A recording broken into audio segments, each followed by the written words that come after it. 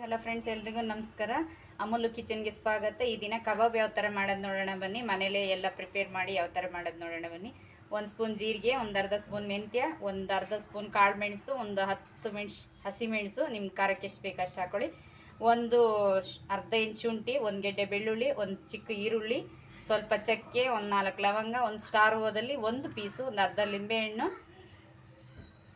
ಒಂದು ಹಿಡಿ ಕೊತ್ತಂಬರಿ ಸೊಪ್ಪು, ಒಂದು ಹಿಡಿ ಕರಿಬೇವು, 1 ಸ್ಪೂನು ಕಡಲೆ ಹಿಟ್ಟು, 1 ಸ್ಪೂನು ಅಕ್ಕಿ ಹಿಟ್ಟು, ಒಂದು 3 ಸ್ಪೂನು ಕಾರ್ನ್ಫ್ಲೋರು, ಒಂದು 2 ಸ್ಪೂನು ಮೈದಾ, 1 ಸ್ಪೂನು ಧನಿಯಾ ಪೌಡ್ರು, ಅರಿಶಿನ ಪುಡಿ, ರುಚಿಗೆ ತಕ್ಕಷ್ಟು ಉಪ್ಪು. ಇದೆಲ್ಲ ರುಬ್ಕೊಂಬರೋಣ ಬನ್ನಿ.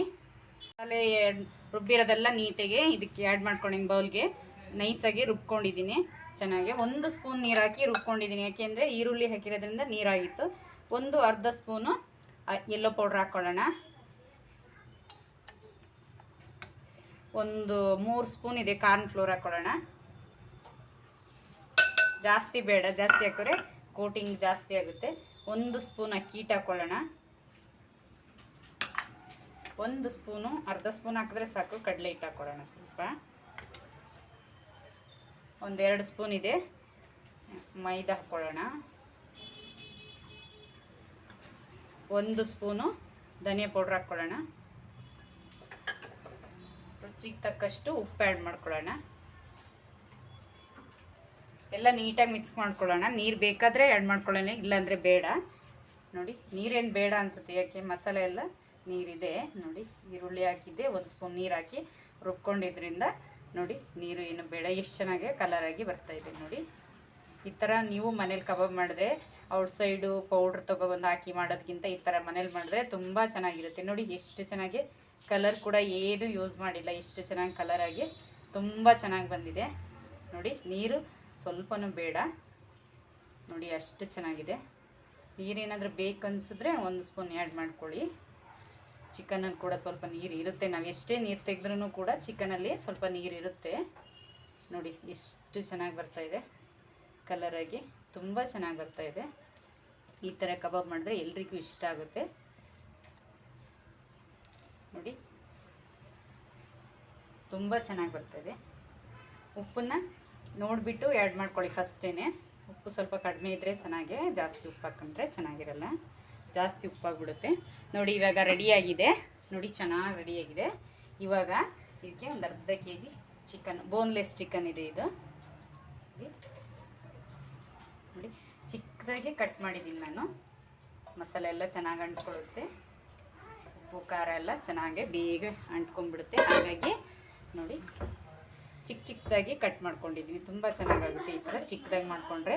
ಬೇಯಿಸ್ಲಿಕ್ಕೂ ಕೂಡ ಬೇಗ ಆಗುತ್ತೆ ಈ ಥರ ಮಾಡಿಕೊಂಡ್ರೆ. ಈ ಥರ 1 ಅವರ್ ಕೂಡ ಇಡ್ಬೋದು. ನಮ್ಗೆ ಟೈಮ್ ಇದ್ದರೆ ಜಾಸ್ತಿನೂ ಇಡ್ಬೋದು, ಟೈಮ್ ಇಲ್ಲ ಅಂದರೆ ಒಂದು 10 ಮಿನಿಟ್ಸು 20 ಮಿನಿಟ್ಸಲ್ಲಿ ಮಾಡ್ಕೋಬೋದು. ನೋಡಿ, ಎಷ್ಟು ಚೆನ್ನಾಗಿದೆ. ಇದನ್ನೆಲ್ಲ ನೀಟಾಗಿ ಮಿಕ್ಸ್ ಮಾಡೋಣ. ಎಲ್ಲ ಮಿಕ್ಸ್ ಆಗಿದೆ ಚೆನ್ನಾಗಿ. 1 ಲಿಂಬೆಹಣ್ಣು ರಸ ತೆಗೆದಿರೋದು ಹಾಕ್ತಾಯಿದ್ದೀನಿ. ಸಾಫ್ಟಾಗಿ ಚೆನ್ನಾಗಿ ಬರುತ್ತೆ. ಮಿಕ್ಸ್ ಮಾಡ್ಕೊಳ್ಳೋಣ ನೀಟಾಗಿ. ಮಿಕ್ಸ್ ಮಾಡಿ 1 ಅವರ್ ತೆಗೆದಿಟ್ಬಿಡೋಣ. ಇವಾಗೆಲ್ಲ ಚೆನ್ನಾಗಿ ಮಿಕ್ಸ್ ಮಾಡಿದ್ದೀನಿ. ಇದನ್ನು 1 ಅವರು ಫ್ರಿಜ್ಜಲ್ಲಿ ಕೂಡ ಇಡ್ಬೋದು, ಆಚೆ ಕೂಡ ಇಡ್ಬೋದು. ನಿಮ್ಗೆ ಎಷ್ಟು ಟೈಮ್ ಇರುತ್ತೆ ಅಷ್ಟು ಇಟ್ಕೋಬೋದು. ನಾನು 1 ಅವರ್ ಮುಚ್ಚಿಡ್ತಾ ಇದ್ದೀನಿ.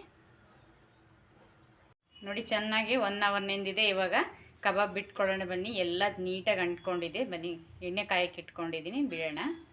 ಎಣ್ಣೆ ಚೆನ್ನಾಗಿ ಕಾದಿದೆ. ಮೀಡಿಯಮ್ ಫ್ಲೇಮಲ್ಲಿ ಇಟ್ಕೊಬೇಕು. ನೋಡಿ, ಮಸಾಲೆ ಎಲ್ಲ ಚೆನ್ನಾಗಿ ಒಂದ್ಸಲ ಮಿಕ್ಸ್ ಕೊಟ್ಕೊಂಡು ನೀಟಾಗಿ ಒಂದೊಂದೇ ಬಿಟ್ಕೊಬೇಕು. ನೋಡಿ, ಎಷ್ಟು ಚೆನ್ನಾಗಿ ಅಂಟ್ಕೊಂಡಿದೆ ಮಸಾಲೆ ಎಲ್ಲ. ನೋಡಿ, ಈ ಥರ ಒಂದೊಂದನ್ನೇ ಬಿಟ್ಕೊಬೇಕು. ಜಾಸ್ತಿ ಇದೆಲ್ಲ ಹಾಕಿದ್ರೆ, ಮಸಾಲೆ ಎಲ್ಲ ಹಾಕ್ಕೊಂಡ್ರೆ ಜಾಸ್ತಿ ಕೋಟಿಂಗ್ ಆಗುತ್ತೆ. ನಮ್ಗೆ ಎಷ್ಟು ಬೇಕೋ ಅಷ್ಟು ನೋಡಿಬಿಟ್ಟು ಆ್ಯಡ್ ಮಾಡ್ಕೊಬೇಕು. ಈ ಥರ ರೆಡ್ ಕಬಾಬು ಕೂಡ ಮಾಡ್ಬೋದು. ರೆಡ್ ಚಿಲ್ಲಿ ಹಾಕಿದ್ರೆ, ಪೌಡ್ರು ಇಲ್ಲ ಚಿಲ್ಲಿ ಹಾಕಿದ್ರೂ ಕೂಡ ಮಾಡ್ಕೋಬೋದು. ನೋಡಿ, 1-2 ಮಿನಿಟ್ಸು ತಿರುವುದೇನೆ ನೀಟಾಗಿ ಕೋಟಿಂಗ್ ಎಲ್ಲ ಚೆನ್ನಾಗಿ ಅಂಟ್ಕೊಂಡ್ಮೇಲೆ ತಿರುಗಬೇಕು ನೀಟಾಗಿ. ಮಚ್ಚಿ ಹಾಕಿ ಒಂದು 2 ಮಿನಿಟ್ಸ್ ಬೇಯಿಸ್ಕೊಂಡ್ರೆ ಸಾಕು ಇದನ್ನು. ಆಮೇಲೆ ಮತ್ತೆ ಇನ್ನೊಂದು ಟಿಪ್ಸ್ ಹೇಳ್ತೀನಿ ನಾನು. ಆ ಥರ ಮಾಡಿಕೊಂಡ್ರೆ ಕಬಾಬು ಹೋಟೆಲಲ್ಲಿ ಇದರಲ್ಲೆಲ್ಲ ಮಾಡ್ತಾರಲ್ಲ, ಡಾಬಲ್ಲಿ ಎಲ್ಲ, ಆ ಥರ ಸಾಫ್ಟಾಗಿ ಸ್ಮೂತಾಗಿ ಬರುತ್ತೆ. ಈ ಥರ ಮಾಡಿದ್ರೆ ತುಂಬ ಚೆನ್ನಾಗಿರುತ್ತೆ, ಎಲ್ರಿಗೂ ಇಷ್ಟ ಆಗುತ್ತೆ. ನೀವು ಒಂದ್ಸಲ ಈ ಥರ ಮನೇಲಿ ಮಾಡಿಬಿಟ್ಟು ಕಮೆಂಟ್ಸಲ್ಲಿ ತಿಳಿಸಿ ಯಾವ ಥರ ಬಂದಿದೆ ಅಂದ್ಬಿಟ್ಟು. ಅಮೂಲು ಕಿಚನ್ನ ಸಬ್ಸ್ಕ್ರೈಬ್ ಮಾಡ್ಕೊಳ್ಳಿ, ಸಬ್ಸ್ಕ್ರೈಬ್ ಮಾಡಿಲ್ಲ ಅಂದರೆ. ನೋಡಿ ಮಸಾಲೆ ಎಲ್ಲ ಮನೆಯಲ್ಲೇ ಪ್ರಿಪೇರ್ ಮಾಡಿರೋದೇನು ತುಂಬ ಚೆನ್ನಾಗಿ ಗಮ್ ಅಂತ ಇದೆ. ನೋಡಿ ಎಷ್ಟು ಇಸ್ಕೊಳುತ್ತೋ ನಿಮ್ಮ ಬಾಣಲಿಗೆ ಅಷ್ಟು ನಿಧಾನ ಎಲ್ಲನೂ ಒಂದೊಂದನೇ ಬಿಟ್ಕೊಳ್ಳಿ. ಎಲ್ಲ ಒಂದೇ ಸಲ ಹಿಂಗೆ ಎಲ್ಲ ಮುದ್ದೆ ಮಾಡಿ ಹಾಕ್ಕೊಂಡ್ರೆ ಎಲ್ಲ ಅಂಟ್ಕೊಂಡ್ಬಿಡುತ್ತೆ. ಒಂದೊಂದು ಈ ಥರ ಸಿಂಗಲಾಗಿ ಒಂದೊಂದೇ ಪೀಸನ್ನು ನೀಟಾಗಿ ನಿಧಾನ ಬಿಟ್ಕೊಂಡ್ರೆ ಮಸಾಲೆನೂ ಕೂಡ ಚೆನ್ನಾಗಿ ಅಂಟ್ಕೊಳ್ಳುತ್ತೆ. ನೀಟಾಗಿ ಈ ಥರ ಎಲ್ಲ ಸಪ್ರೇಟ್ ಆಗಿರುತ್ತೆ. ನಾವೇನು ಆಮೇಲೆ ಸಪ್ರೇಟ್ ಮಾಡೋ ಅಂಥದ್ದು ಇಲ್ಲ. ಈ ಥರ ನಿಧಾನ ಬಿಟ್ಕೊಬೇಕು. ಮೀಡಿಯಮ್ ಫ್ಲೇಮಲ್ಲೇ ಇಟ್ಕೊಬೇಕು, ಹೈ ಫ್ಲೇಮ್ ಬೇಡ. ಒಳಗಡೆ ಬೆಂದಿರಲ್ಲ, ಮೇಲ್ಗಡೆ ಎಲ್ಲ ಬೆಂದಿರುತ್ತೆ, ಹಸಿ ಇರುತ್ತೆ ಒಳಗಡೆ. ಹಾಗಾಗಿ ಈ ಥರ ನಿಧಾನ ಫ್ಲೇಮಲ್ಲಿ ಇಟ್ಕೊಂಡು ನಿಧಾನ ಬೇಯಿಸ್ಕೊಬೇಕು. ನೋಡಿ ಇದೊಂದು 2 ಮಿನಿಟ್ಸ್ ಎಲ್ಲ ನೀಟಾಗಿ ಮಸಾಲೆ ಎಲ್ಲ ಅಂಟ್ಕೊಳ್ಳೋ ತನಕ ತಿರುಗೋದು ಬೇಡ, ಹಾಗೆ ಬೇಯಲಿ. ಬೇಯ್ತಾ ಇದೆ ನೋಡಿ, ಎಷ್ಟು ಚೆನ್ನಾಗಿ ಬರ್ತಾ ಇದೆ ನೋಡಿ.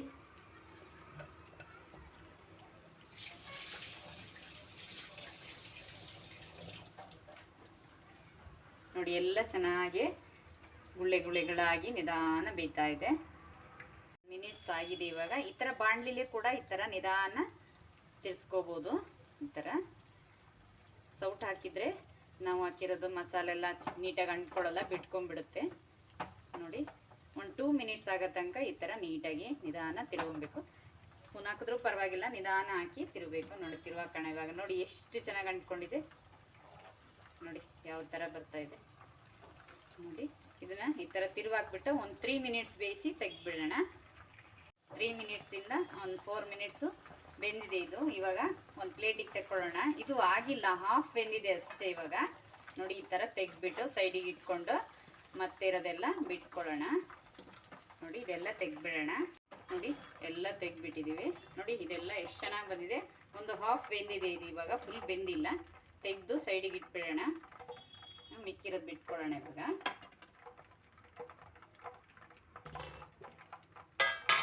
ಮೀಡಿಯಂ ಫ್ಲೇಮಲ್ಲಿ ಇಟ್ಕೊಂಡು ಬಿಟ್ಕೊಬೇಕು.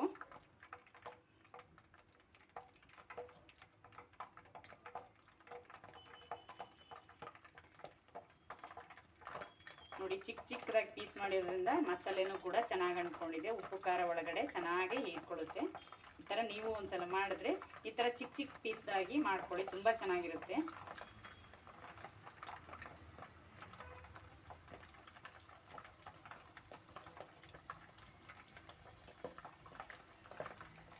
ನೋಡಿ ಈ ಥರ ಮೀಡಿಯಂ ಫ್ಲೇಮಲ್ಲಿ ಇಟ್ಕೊಂಡು ನಿಧಾನ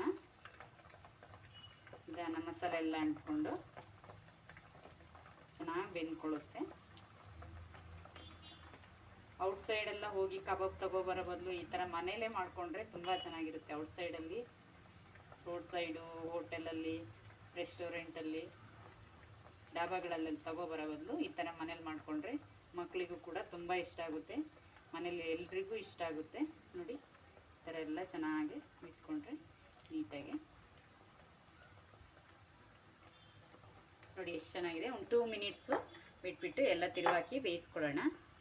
ಇದನ್ನು ಕೂಡ ಒಂದು 2 ಮಿನಿಟ್ಸು ಚೆನ್ನಾಗಿ ತಿರುವಿ ಒಂದು 4 ಮಿನಿಟ್ಸು ಬೇಯಿಸಿದ್ದೀನಿ. ಹಾಫ್ ಬೆಂದಿದೆ ಇದು. ಇದನ್ನು ಕೂಡ ಒಂದು ಪ್ಲೇಟಿಗೆ ತೆಕ್ಕೊಳ್ಳೋಣ.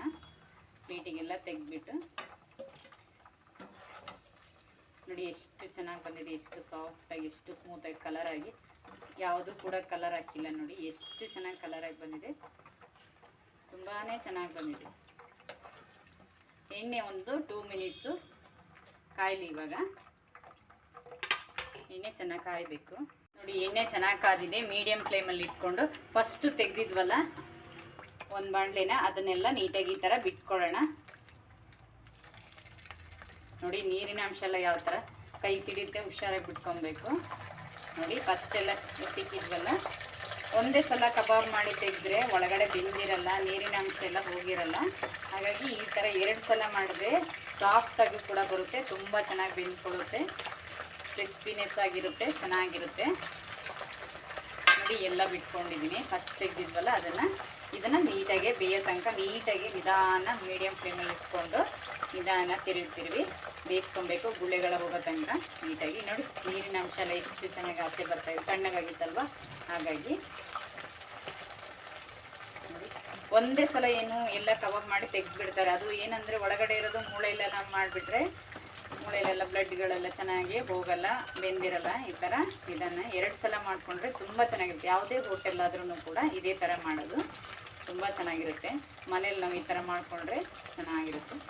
ಹೋಟೆಲಲ್ಲಿ ಮಾಡಿದ್ರೆ ಸಾಫ್ಟ್ ಇರುತ್ತೆ, ಮನೇಲಿ ಬಂದರೆ ಗಟ್ಟಿ ಬರುತ್ತೆ ಅಂತೀವಲ್ಲ, ಅವರು ಈ ಥರ ಟಿಪ್ಸಲ್ಲಿ ಮಾಡ್ತಾರೆ. ಹಾಗಾಗಿ ತುಂಬ ಚೆನ್ನಾಗಿ ಬರುತ್ತೆ. ನೀವೊಂದ್ಸಲ ಟ್ರೈ ಮಾಡಿ. ಈ ಥರ ನೋಡಿ, ಆ ಗುಳ್ಳೆಗಳು ಹೋಗೋ ತನಕ ತಿರುವಿ ಬೇಯಿಸ್ಕೊಳ್ಳೋ ನೀಟಾಗಿ.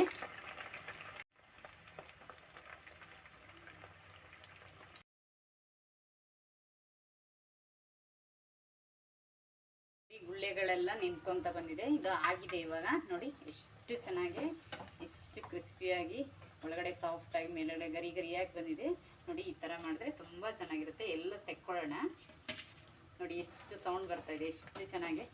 ನೋಡಿ ತುಂಬ ಚೆನ್ನಾಗಿ ಬಂದಿದೆ. ಗಮ್ ಅಂತೂ ತುಂಬ ಚೆನ್ನಾಗಿ ಗಮ್ ಅಂತ ಇದೆ. ಮನೇಲೆಲ್ಲ ಪ್ರಿಪೇರ್ ಮಾಡಿರೋದ್ರಿಂದ ತುಂಬ ಚೆನ್ನಾಗಿ ಗಮ್ ಅಂತ ಇದೆ. ನೋಡಿ ಇದನ್ನೆಲ್ಲ ತೆಗೆದ್ಬಿಟ್ಟು ನೆಕ್ಸ್ಟ್ ಇನ್ನೊಂದು ಪಾತ್ರೆ ತೆಗೆದಿದ್ವಲ್ಲ, ಒಂದೊಂದು ಬಾಣಲೆ, ಅದನ್ನು ಕೂಡ ಇವಾಗ ಒಂದು 2 ಮಿನಿಟ್ಸ್ ಎಣ್ಣೆ ಕಾಯ್ದ್ಮೇಲೆ ನೀಟಾಗಿ ಹಾಕ್ಕೊಂಡು ಎಲ್ಲ ಮಾಡ್ಕೊಳ್ಳೋಣ.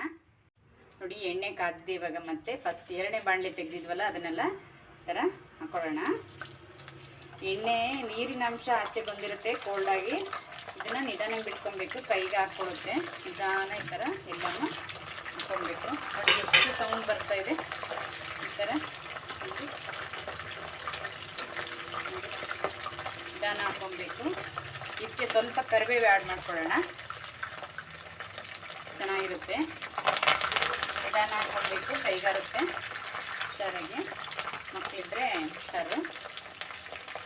ಈ ಥರ ಒಂದು ಗುಳ್ಳೆಗಳೆಲ್ಲ ಹೋಗೋ ತನಕ ನೀಟಾಗಿ ತಿರುವಿ ಮೀಡಿಯಮ್ ಫ್ಲೇಮಲ್ಲಿ ಬೇಯಿಸ್ಕೊಳ್ಳೋಣ. ಜೋರಾಗಿ ಇಟ್ಕೊಂಡ್ರೆ ಎಲ್ಲ ಮೇಲ್ಗಡೆ ಕೆಂಪಾಗಿಬಿಡುತ್ತೆ, ಒಳಗಡೆ ಬೆಂದಿರಲ್ಲ. ಹಾಗಾಗಿ ನಿಧಾನ ಬೇಯಿಸ್ಕೊಳ್ಳೋಣ. ಇದೆ ಬನ್ನಿ, ಎಲ್ಲ ತೆಕ್ಕೊಳ್ಳೋಣ. ಕರಿಬೇವು ಕೂಡ ಚೆನ್ನಾಗಿ ಫ್ರೈ ಆಗಿದೆ, ಗಮ್ ಅಂತ ಇದೆ. ತೆಗೆದ್ಬಿಟ್ಟು ಸರ್ವ್ ಮಾಡೋಣ ಬನ್ನಿ. ನೋಡಿ ಕಬಾಬ್ ಎಷ್ಟು ಚೆನ್ನಾಗಿ ಬಂದಿದೆ. ಒಳಗಡೆ ಸ್ಮೂತಾಗಿ ಬಂದಿದೆ, ಹೊರಗಡೆ ಕ್ರಿಸ್ಪಿಯಾಗಿ ಬಂದಿದೆ. ಈ ಥರ ಕಬಾಬು ನೀವು ಒಂದ್ಸಲ ಮಾಡಿಬಿಟ್ಟು ಟ್ರೈ ಮಾಡಿ, ತುಂಬ ಚೆನ್ನಾಗಿರುತ್ತೆ. ನೋಡಿ ಎಷ್ಟು ಸಾಫ್ಟಾಗಿ, ಎಷ್ಟು ಸ್ಮೂತಾಗಿ ಬಂದಿದೆ. ನಿಮಗೆ ವಿಡಿಯೋ ಇಷ್ಟ ಆದರೆ ಲೈಕ್ ಮಾಡಿ, ಶೇರ್ ಮಾಡಿ, ಕಮೆಂಟ್ ಮಾಡಿ, ಸಬ್ಸ್ಕ್ರೈಬ್ ಮಾಡ್ಕೊಳ್ಳಿ ಫ್ರೆಂಡ್ಸ್. ನೆಕ್ಸ್ಟ್ ವಿಡಿಯೋದಲ್ಲಿ ಸಿಗ್ತೀನಿ ಫ್ರೆಂಡ್ಸ್. ಬಾಯ್.